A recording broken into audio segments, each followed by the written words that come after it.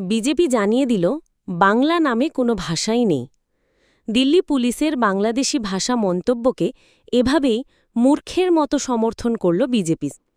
বিজেপির কেন্দ্রীয় আইটি সেলের প্রধান তথা দলীয় মুখপত্র অমিত মালব্য সোমবার সাফ জানিয়েছেন, দিল্লি পুলিশের বাংলাদেশি ভাষা মন্তব্য সঠিক।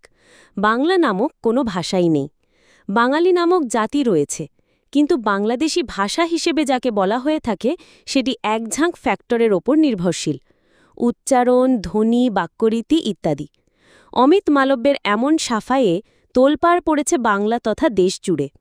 এবং এটা যে বিজেপির সরকারি অবস্থান সে ব্যাপারে সন্দেহ নেই, কারণ মালব্যের বক্তব্যের কোনো বিরোধিতা রাত পর্যন্ত কেন্দ্রীয় নেতৃত্বের তরফে করা হয়নি। আর তাই বাংলা বিরোধী বিজেপির বিরুদ্ধে আক্রমণে নেমে পড়েছে শুভবুদ্ধিসম্পন্ন প্রত্যেক নাগরিক।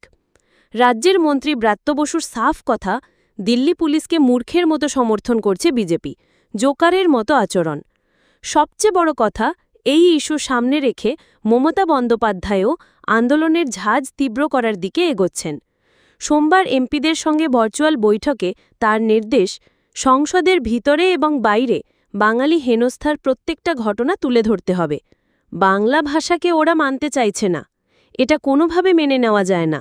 তাই বাংলার স্বার্থে এবং বাংলা ভাষাভাষী মানুষের জন্য আমাদের সর্বশক্তি দিয়ে আন্দোলন চালিয়ে যেতে হবে। দিল্লির লোদি কলোনি থানায় বাংলাদেশি অনুপ্রবেশকারী সন্দেহে অভিযোগ দায়ের হয়েছে কয়েকজনের বিরুদ্ধে। তাদের কাছে পাওয়া নথিতে বাংলা ভাষায় কিছু লেখা রয়েছে। সেটা দেখেই দিল্লি পুলিশ মনে করেছে এই ভাষা বাংলাদেশি। পশ্চিমবঙ্গ সরকারের দিল্লির দপ্তরে থানা থেকে চিঠি পাঠিয়ে বলা হয়েছে, এই ভাষা উদ্ধার করতে অনুবাদক প্রয়োজন, আপনারা একজন অনুবাদক দিন। একদিকে বাংলা বললেই বাংলাদেশি ইস্যুতে হেনস্থার রাজনীতি, তার উপর এমন মন্তব্য। ক্ষোভের বিস্ফোরণ ঘটেছে দেশ জুড়ে। সংসদে তৃণমূলের এমপিরা সরব হয়েছেন। এমনকি তামিলনাড়ুর মুখ্যমন্ত্রী এম.কে. স্ট্যালিন থেকে কংগ্রেসের গৌরব গগৈ প্রত্যেকে আক্রমণ করেছেন মোদী সরকার, স্বরাষ্ট্রমন্ত্রক এবং বিজেপিকে।